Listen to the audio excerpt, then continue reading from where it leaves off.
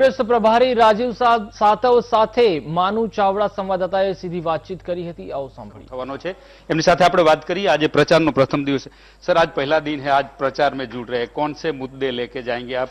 करजण में जा रहे हैं खास। आप देखिए कि जिस प्रकार से ये चुनाव आए, क्यों ये चुनाव आए, क्योंकि भारतीय जनता पार्टी ने ये 8 जो धारासभ्य थे इनको खरीदने की कोशिश की, इनको गद्दार के रूप में गुजरात के जनता के सामने।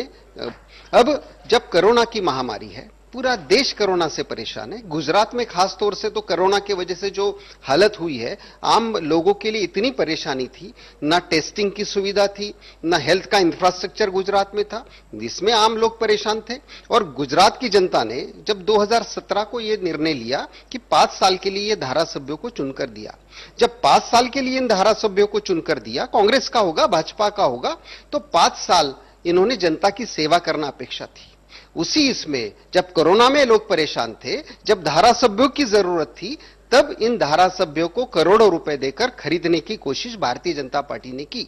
और इसलिए अगर ये इलेक्शन आई है तो इसका कारण सिर्फ एक है, भारतीय जनता पार्टी की सत्ता लालसा, और उसके वजह से ये इलेक्शन 5 साल में दूसरी बार आई है। और इसीलिए गुजरात की दुखी परेशान है, युवाओं को नौकरी नहीं, हमारा जो खेडूत है वो पाक बीमा नहीं मिल रहा है, उसको ठीक भाव नहीं मिल रहा है, उससे दुखी है। और सरकार तो आश्वासन देते जा रही है, लेकिन धरातल पर तो आश्वासन नहीं है। 10 दिन पहले विजय भाई ने कहा था कि अतिवृष्टि होगी, वर्षा होगी तो हम मदद करेंगे। 10 दिन से तो आप सर्वे भी नहीं कर पा रहे हो, तो इसलिए कितना आप झूठ बोलोगे? ये सवाल जनता के सामने है। जनता त्रस्त है, जनता के न्यायालय में, जनता के दरबार में इसका फैसला होगा, गद्दारों को सजा मिलेगी। सर, विजय भाई ने कल ही बोला है कि कांग्रेस के धारासभ्य वो सब जयपुर गए थे, रिसोर्ट पे थे, जनता के साथ नहीं थे। आप देखेंगे कि ये सब क्यों हुआ। फिर से मैं वही सवाल पूछना चाह रहा हूं कि एक तो भारतीय जनता पार्टी में विजय भाई और चंद्रकांत भाऊ का तो झगड़ा आपको पता ही है। जब चंद्रकांत भाऊ पूरब की बात करते हैं तो विजय भाई पश्चिम की बात शुरू कर देते हैं, वो तो उनका अंदरूनी झगड़ा शुरू है। लेकिन ये सवाल क्यों आया है? आज मध्य प्रदेश की इलेक्शन क्यों आई है? राजस्थान की सरकार कहीं ना कहीं अनस्टेबल करने की कोशिश क्यों हुई? क्योंकि ये भारतीय जनता पार्टी की सत्ता लालसा थी। और कब कर रहे हो आप?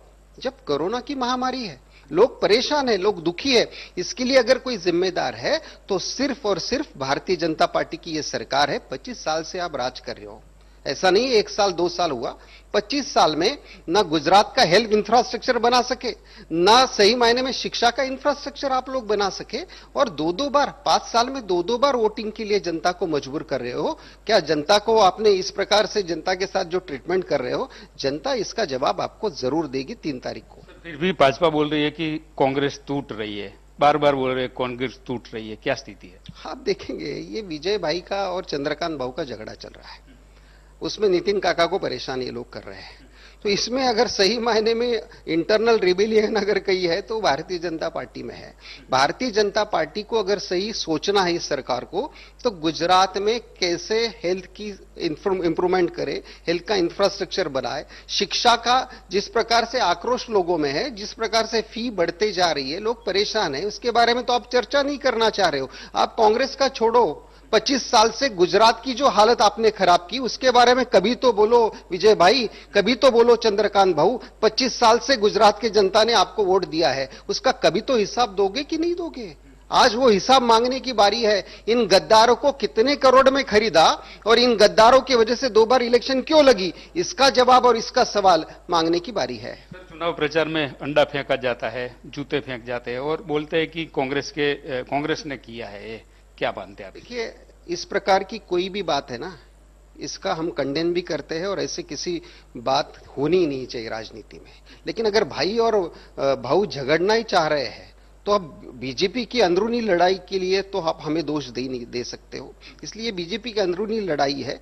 लेकिन सबसे बड़ी बात यह है कि गुजरात की जनता के सवालों के बारे में भारतीय जनता पार्टी कभी तो भी सीरियस होने वाली है कि नहीं है, यह सवाल है। और इसका जवाब 3 तारीख को गुजरात की जनता देगी। उसका कारण यह है कि आज हजारों कर्मचारी इलेक्शन ड्यूटी में लगे हैं। गुजरात की जनता को 2 बार वोट करना पड़ रहा है। आप लोगों को फिर से वही सवाल जो 2017 को आप पूछ रहे थे, वही सवाल आज पूछने की बारी आई है। और इसका एक ही कारण है, भारतीय जनता पार्टी की गलत नीतियां, और उसका जवाब आने वाले समय में जनता से मिलेगा। सर यहाँ करजन में तो गृह मंत्री भी है और कल कांग्रेस के जो उम्मीदवार है उसका 25 लाख पकड़े गए। क्या नोटों से वोट खरीदे जाएंगे, क्या लगता है? नोटों से वोट का सवाल कहाँ आता है? पैसे आपने देखा होगा कि कितने पैसे भारतीय जनता पार्टी के पास रहे हैं और वो पूरे आंकड़े भी मौजूद है, उसके सभी ये भी मौजूद है। लेकिन भारतीय जनता पार्टी की जो दमनकारी नीति है उसमें कांग्रेस के ऊपर कहीं ना कहीं आरोप करना, यही इनका एजेंडा है। कृपया विकास की बात करो, किस प्रकार से आपने गुजरात में बदलाव किया उसकी बात करो। आप कर नहीं सकते हो क्योंकि आपके पास दिखाने के लिए कुछ भी नहीं है। अगर कुछ दिखाने के लिए है तो आपने जो प्राइवेटाइजेशन किया वही है, आपने अंबानी और अदानी को जो दिया यही है गुजरात में दिखाने के लिए आपके पास। और इसीलिए ऐसे कई सारे इश्यू आप लेकर आ रहे हो। लेकिन सही मसला, सही क्वेश्चन, सही सवाल यह है कि 25 साल से गुजरात में सही मायने में लोगों को राहत क्यों नहीं मिली।